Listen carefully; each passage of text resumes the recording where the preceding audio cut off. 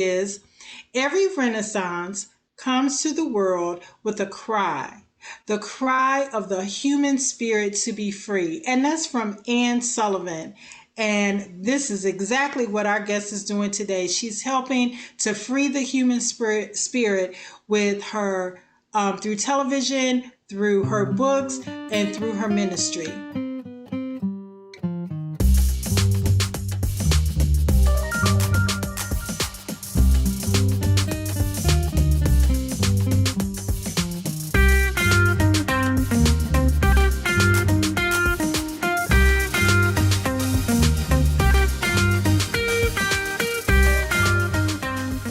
Angela, you certainly are a Renaissance woman. And I'd like for you to tell us what inspired you to create Widow Wings.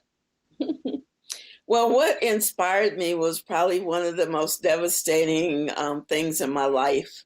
My husband made his transition March 24th, 2014. And I was just devastated. I was devastated. I just thought my world had just fallen apart. I couldn't see myself going on. Everything was empty. Nothing brought me joy. And I guess you could say I was pretty much depressed. And I looked for help and was unable to find it. I reached out to people who admonished me for feeling the way I was feeling, because, you know, if you are a Christian, you're not supposed to mourn, you're not supposed to grieve. And I have to remind them that Jesus wept. So I kept looking. You know, I was even told things like, you know, don't cry. You're a minister. You know, it doesn't look good. I mean, all kinds of things. And so finally, on the internet, which I consider sometimes my best friend, on the internet, I found this organization called Camp Widow, and I went to a camp in Tampa, Florida, and everyone who was a part of that organization was either a widow or a widower. And so it was so comfortable because you knew what the other person felt. You don't know exactly their feelings, but you knew that they had lost someone important. You knew it was okay for us to cry, so we cried together. We shared our stories. There were persons there to minister to us in terms of sharing some healing modalities that they thought would help us. And so I just felt so at home and so comfortable. And it was the first time I felt like I was getting some relief. So when I came back to Atlanta, I thought, oh, this would be a great opportunity, or I could feel a need for people in Atlanta, the women who had lost their significant others. And the interesting thing was that it was a help for me. I think I needed to find women who had shared similar experiences. And so I started this group on June 25th, 2015, which is my wedding anniversary. And I think one person showed up, but I kept doing it until others showed up. And it was wonderful having these women to talk. We shared our stories about our husband. We shared how they made their transition. We shared our feelings and we connected with one another. And we're still connected to this day, the first group. And so over the years, it will be, I think, I don't know, I'm not going to count in my head, but it's been a few years now that we have continued to go forward with the organization. One of the things is just, I learned so much through my own experience at Camp Widow and all of the reading that I've done. And recently I became a licensed grief coach. And so one of the things that I know is that it is important to talk about it. Sometimes people don't want to talk because they think that no one wants to hear the story. And so when you come to Widow Wings, when you're part of that, we know what the story, we know we're going to hear your story and we want to hear your story. We want to listen. And so we want to comfort Mm. and share, and it's a wonderful place where you can cry, and no one is going to tell you to stop crying. We're just going to be there for you. We talk about It things that sounds you can like a do. safe place. Oh, it It is. It sounds is a like a very safe safe place. place. Yes. We don't want no judgment. We just want people to Hmm. come for the healing and for the love that we want to share with them. So it's been a journey. There are some women who swear I saved their lives. And Yes. so Yeah. I would have never wanted to be this. Never wanted to begin a widows group or any of that. But when things come into your life, I think sometimes it gives you direction to help others. I think about mothers who've lost their children. Yes. And feel so alone. So yeah. So I've been doing that and really find it very rewarding. Angela, there were so many things that you touched on. Um, 2020, now we're into a new year. A lot of people are trying to leave the baggage of 2020 behind, right? But Angela, so many people lost loved ones, mothers, I mean, children, grandparents. Some folks lost multiple people due to COVID. Yeah. And just as a minister, like I mean,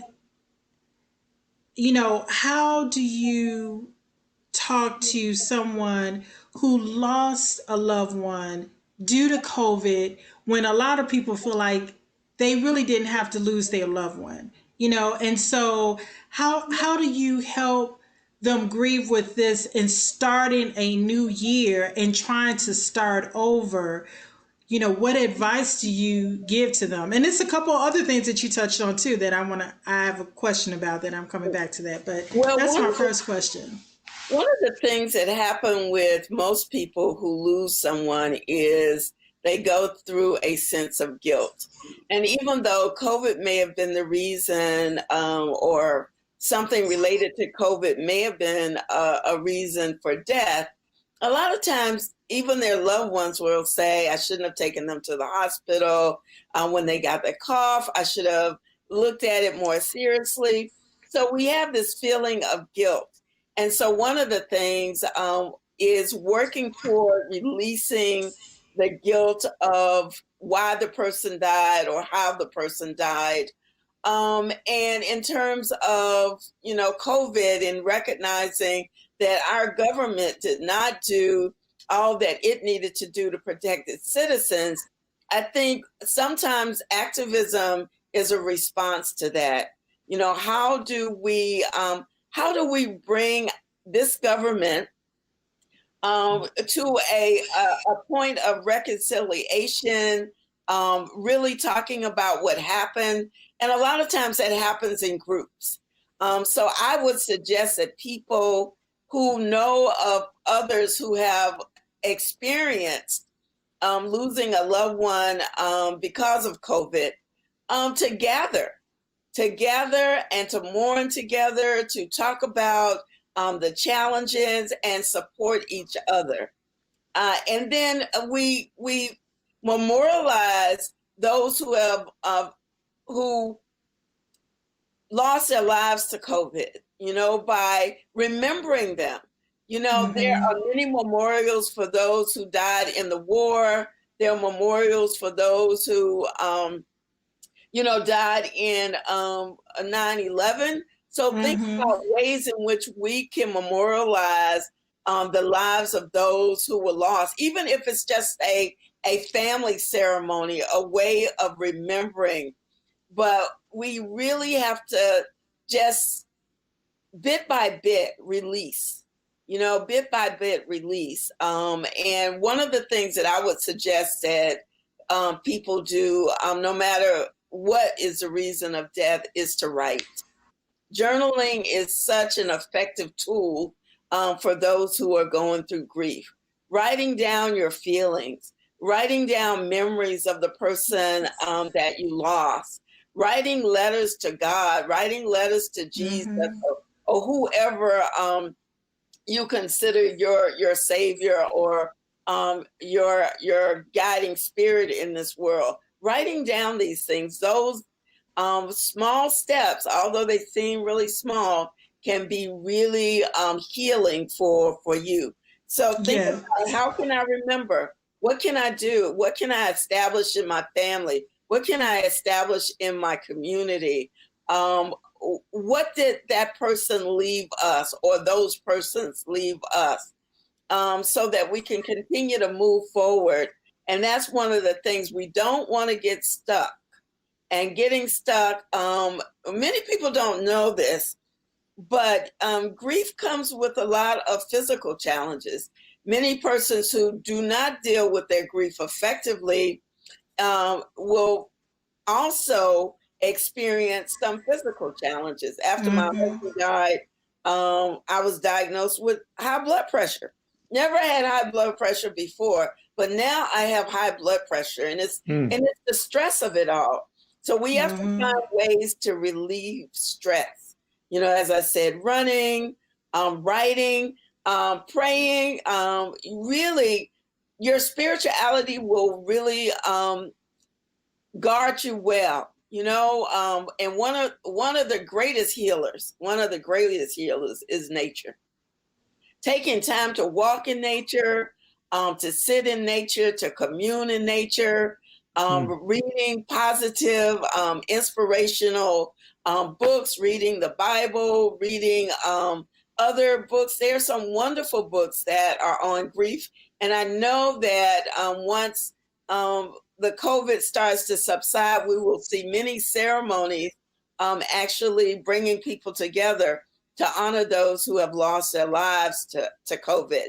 One of the Mm-hmm. things, although I do widow wings, I'm also a certified grief coach.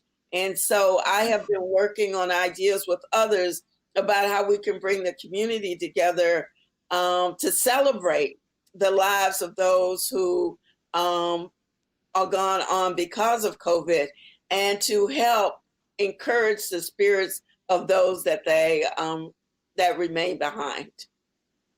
So those are just Angela, some Yeah. thoughts about how do we manage the COVID and the deaths related to COVID. Angela, those are some great points. I mean, those are things that a lot of people don't think about while they're experiencing them, especially your health, how grief Yes. and stress can affect your health. So, can you tell us, Angela, a little about One Love Spiritual Center? Well, one of, and it relates back to my husband, and as I talked about creating memorials to your loved ones. My husband was diagnosed with brain cancer, and given a short time to live. And so it was one day we were coming home from one of his doctor's appointments, and he said in the car, as we're at the light, he says, "We don't have much time. We have to start our church." Which was Mm. interesting because my husband was not a real church going man. And so, I thought about that, and then, I kind of discarded it, put it away, because at the time it was, his health was the most important thing, and he started to decline. So we didn't think much more about his statement of starting this church. And then the first anniversary of his death, I had a memorial service for my husband. Although we had a memorial service, immediately after he died, a couple of weeks. But, I like to commemorate every year. I will gather his family, friends, and we will do something to call his name. And in African cosmology, they say as long as your loved one's name is called, that person does not die. He's still in our consciousness and in our hearts. So I did a service for him. And then someone said, "Well, why don't you do this again?" And I was like, "Oh, okay." And more other people said that. And then I think a year later, I said, maybe I will. Maybe I'll honor his request. And so I started in a little house in Fayetteville, and it Mhm. was a beautiful service. Jewel had an opportunity to come and speak to us once. Yes. And so since that time, we've moved from place to place. And now we're in this COVID era and trying to figure out what to do next. But one of the things that we base our services on is love. So we're not much into dogma. We're not much into, telling people what they should or should not do. But we are into loving people, talking about, because Jesus, there were 600 or more laws, Jewish laws, and Jesus said it all comes down to love. It all comes down to love. And so that's what we try to do. We try to have messages that are loving, try to support each other. And our services, when we were meeting in person, were pretty much like the services Jesus would have known, because people didn't meet in churches. They met in people's homes, and they would have a celebration, a message. They would read some scripture, and then they would eat. And that's what we did when we were meeting. So we are working on developing the ministry online until we can get back where we can really hug each other and love each other and continue to, build the kingdom of God through love. Yes. Amen. Angela, ever since I've known you in terms of the field of television and producing, even when you hosted your show, A Woman's Place, you've always, everything that you've ever done, you've always used it as a tool to minister, right? To really help people and to be that life coach. And I just wanted to know how you have been able to continue to just be able to just grow and strive no matter what the challenge is, because it seems like you're always putting out to other people, but how do you spend that time to refocus yourself and then to be able to give back to folks, especially after you've been ministering to them and guiding them and teaching them and encouraging them? That is one of the big challenges, Jewel. I cannot tell you that I do that very well. Sometimes I go, go, go, go, go, and then I just can't go any longer. And one day I was talking to a friend, and I told her my plate was my plate was full, and she said, "Oh, you don't have a plate, you have a platter." True. So, Yes. so as I go into this new year, I've been talking to myself about scheduling me on my calendar. I put Mm-hmm. everything else on my calendar, and I end up with what's left over. So my New Year's resolution, or my intention for the year, is to put me on the calendar. To do the things Yes. that I like to do those things that replenish me. And when I say put me on the calendar, I'm not talking about my prayer time, because that's on the calendar every day. My Right. praying and my reading and my meditating. That's God's time, but Angela needs some time. So I said, I'm not a real girly girl, so I said, maybe I'm going to make sure I get my nails and, done. Instead of doing it Mm-hmm. myself, let me do that. So let me put things that I like to do. Like, I like bowling. I haven't found anybody to bowl with, but I was like, do you like I, bowling? I like bowling. Okay, I was on the bowling team Oh, no. in middle school, and yeah, nails and all. I would Wow. bowl. So that's what we're gonna do. We need to hook up and do some bowling. Get all that tension out, I on those know, I pins. know.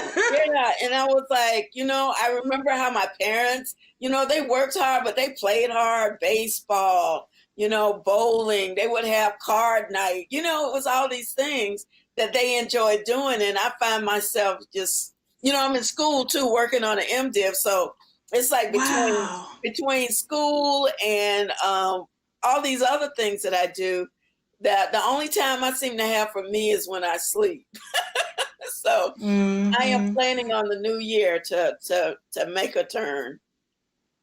Yes. Well, Angela, through your Interfaith Community Initiative, the ICI, tell us about your travels to the several countries that you visited and the relationships that you established there. Well, it is really wonderful. We have been, the end of last year, we had a reunion for all of the trips that we had sponsored. We had 27 pilgrimages to different countries. Wow. Yeah. And so we had all of these groups come back and share, what their experience, what they had learned. And so that was really wonderful to hear everybody realize how important it is for people to come together across racial and religious lines. And the interesting thing about the trips that we create is that the country is just a backdrop. It really has very little to do with the country. What our whole intention is that the people who go on the trip will get to know each other. So there's a special design to the trip. One, you have to be with a different person of a different faith or culture each day. So you can't just go with friends and just hang out with friends. You got to go with somebody different. So you get to know different people. Our international trips are usually about 10 days. And so during that 10 days, you are hanging out with different people. Then the other thing is every third night, you have to get a different roommate. So it was really funny hearing people talk about Christians talking about they're trying to sleep and the Muslim gets up like at 5 a.m. and pray. And the interesting thing from that is that the Christian becomes more committed because they saw the Muslim getting up so early to pray. And then one said he wasn't rooming with a Muslim, but a Buddhist, and the Buddhist got up at 4:30. So we learn a lot about people of different faiths during our trips. So that is one of the wonderful things. And of course, we love going to the different sites when we go on international travel. One of the things is that we also worship in different traditions while we're there. So we go to a Muslim Juma, which is their prayer service that's usually held on Friday. We go to Shabbat with the Jews, which is usually a Friday evening prayer. And then we have a Christian service where we either go into a church in the place that we're visiting, or we create a Christian service ourselves. So it's beautiful. My favorite, I love Turkey, would love to go back to Turkey. Right now, they're having a lot of challenges, kind of like we're having in this country. Yes. Yeah. But we did one, and I know Jewel knows how much I'm into getting women together. And so I was one of the orchestrators of the women's only journey to San Francisco, which started off with a mud bath in Calistoga, which is in the wine country of California. So every time I hear that they're having a fire in Calistoga or in Northern California, it hurts my heart, because that was a very special time for us. Going to the mountains, doing the mud bath and just enjoying it, Yeah, I tell you, I was so pleased to be able to have journeyed to Turkey and have that experience. And Dino actually had a chance to go to Turkey as well when he was a principal. Am I correct about that? Your student won an art contest? Yeah. Dino, is it? Mm-hmm. Yes. It was so exciting. I know, it's such a beautiful place, and it's so, I don't know, it's beautiful, and I enjoyed every little place that we went, and really had a really great time learning about the different faiths and politics that had created what we know as Turkey today. And I got a chance to be a part of a service at Ephesus. Isn't that? Wow. Yeah, yeah. I did the call to worship in Ephesus. Oh, wow. Yeah, that was really a treat. I was like, oh my goodness. That and that was a beautiful place to be able to go. Like you see, they take you to the burial grounds of Mary, the mother of Mhm. Jesus while you're there, and um, going to Ephesus. yeah, yes, Mhm. yes. Yeah. And now, for those who don't know, if I didn't mention it earlier, you also, what was this, in 2008? You also received an Emmy for the documentary, A Pilgrimage Journey Yeah. to Turkey, right? Yeah. So, yeah. So, how did that come about? And like I said, again, you got an Emmy for that Yeah. documentary. Well, the president of AIB was invited to go to Turkey to learn more about interfaith because he had come from corporate. And Mm-hmm. so they wanted to give him an idea of, the people in the interfaith community, people he could make contacts with. But he chose me to go instead of going. And so one of the things he said, okay, bring back footage. So I brought back footage, and then I was like, oh, what am I going to do with all this? As I'm recording things. And then I recognized, because I'm really not a videographer. I mean, I just swear to that. But I took I I took know the feeling. enough decent footage, I guess, that we could use.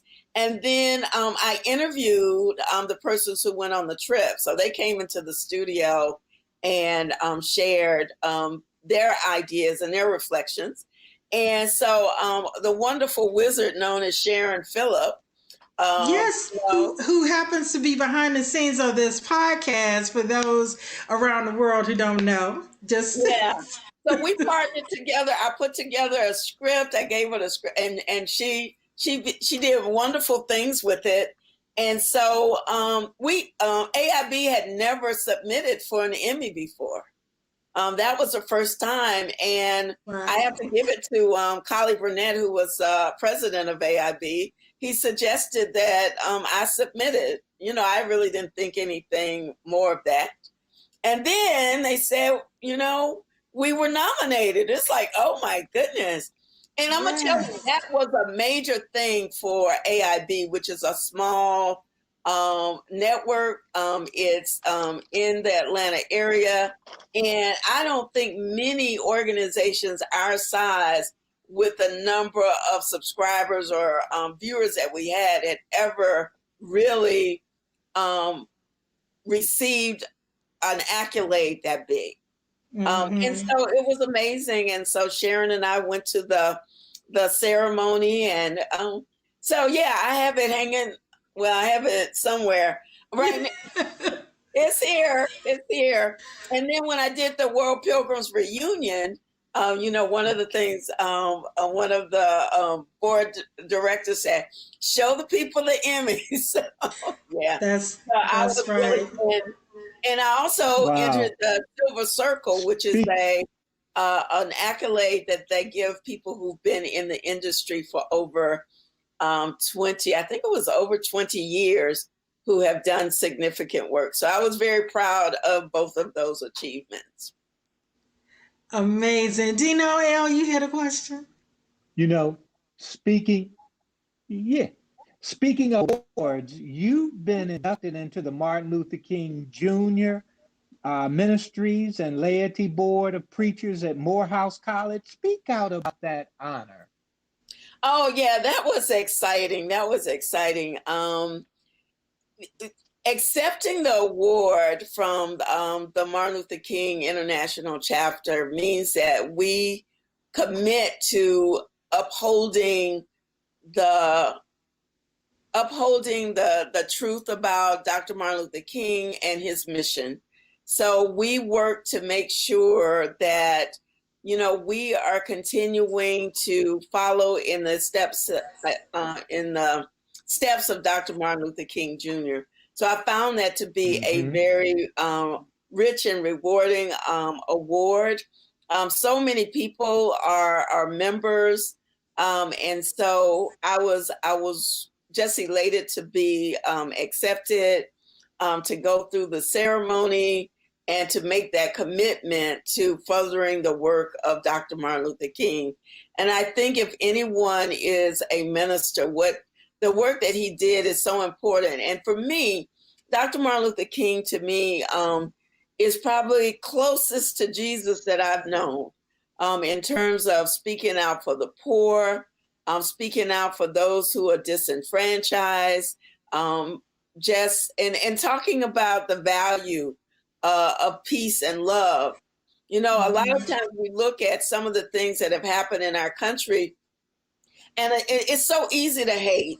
It's so easy to hate. Yeah. And to think about the injustices that we have gone through, thinking about those who have died from COVID, thinking about how it was downplayed, thinking about how our democracy is being made a joke.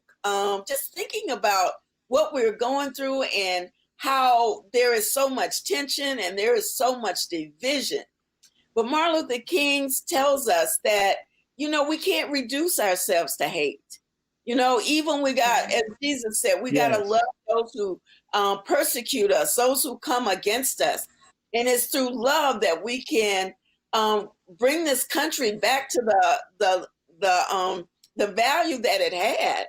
And so I'm really proud to be a part of that. And I've been really proud to see that our children have become more interested in the political process and making good use of the vote that their ancestors have worked for and died for and struggled for.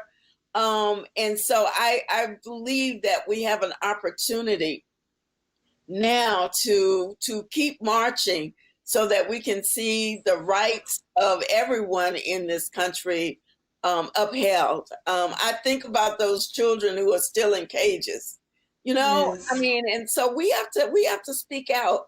You know, we have to. I mean, Dr. King sacrificed so much, you know. I mean, house blown, you know, somebody trying to kill him. I mean, you just think about all of the stuff that he sacrificed so that we could have some of the freedoms that we have today. But we got to keep struggling and keep marching. Keep moving forward. Yes. Angela, I want to get before, you know, I see that we're running close out of time because we're definitely going to have you back. Before I ask this question, I really want to just acknowledge Mr. Carlos' name. And I just want to say his name in the atmosphere as you spoke about him, but you didn't mention his name. So we just speak the name of Mr. Carlos Rice, and we just, you know, just want to recognize his name. Well, thank you. For all that he added to everyone that knew him, and that all that he gave you in your lifetime together that you all spent.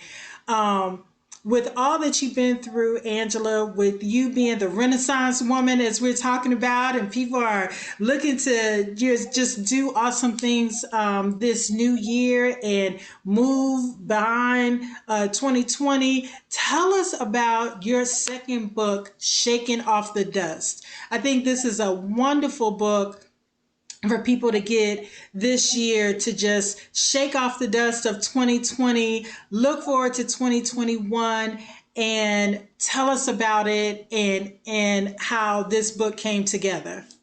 Well, I was a part of a writing group called Sister Scribes. For a long time, it didn't have a name. It was women who got together and we were supposed to write. All of us had aspirations of being authors.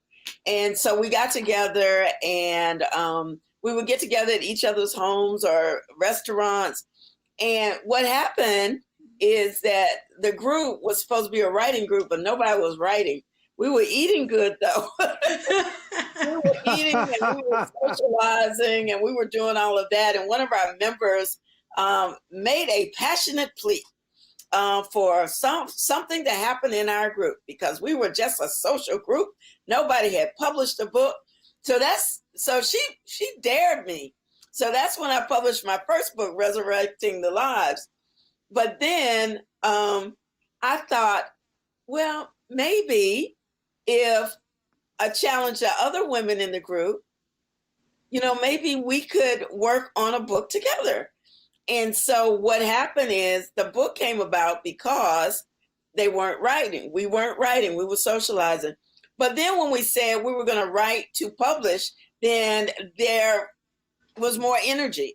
And so the book is about, it's 7 women who tell their stories of the dust that had held them back for a number of years and how they had to release that so they could move on.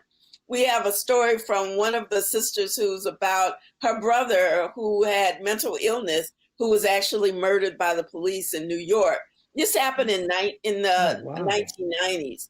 And so it reflects so much of what's going on. So, when she hears these other stories, she reflects back on what happened to her and her family. Another person who talks about somewhat divorcing her parents, because of domestic violence in the home. So there are stories about people who went through these tragedies or these circumstances that kind of thwarted their freedoms, their spiritual freedom, their freedom to be whole. And they tell these stories, and then they tell you how they overcame and how the dust is in the wind. Yes, I like that. And I know on a future date we look to have some of those authors on our show as well, coming up in the near future. So, I just want folks to be on the lookout for that. Angela, we need to be able to have you back whenever you have a Renaissance man or woman on the show. It is so much to cover. It's hard to cover in just, I know. just 30 minutes. But Angela, thank you so much, for joining us on Speak Out World. We really enjoyed having you. Thank you, Jewel. And we're going bowling, right, Jewel? Yes, we are going bowling. I'll cut my nails a little bit down, but yeah, we're going bowling. I'm very competitive. I'm just going to let you know. So we'll get the team together. Angela, when you return, Angela, I want to know more about your forthcoming book, My Grandmother the Mystic. Oh, yes. Thank you. I look forward to talking about her. Yes. Well, thank you so much, Mr. D. Yes, and thank you, Jewel. And it was wonderful being here, and much success on your podcast. And thank you. Thank you so much. Yeah. I just want to let everyone know again, that was Angela Harrington Rice, our topic of the Renaissance woman and a journey through her life. If you want to get her book or contact Angela does speaking engagements, or you want to get your book, start off 2020 on a whole different clear path. And if you've been mourning and grieving, go visit her website at AngelaHarringtonRice.com. And you can check out more by going to our podcast website as well. So check us out at SOWpodcast.com. That's SOWpodcast.com. And then you can find out more of that, or check us out on SpeakOutWorld.com. And if you'd like to be a guest, just send us an email. And we just want to remind you that you have a voice. So don't be afraid. Dino, tell them what to do. Speak Out World. Yes, that's our show for today. Check you next time.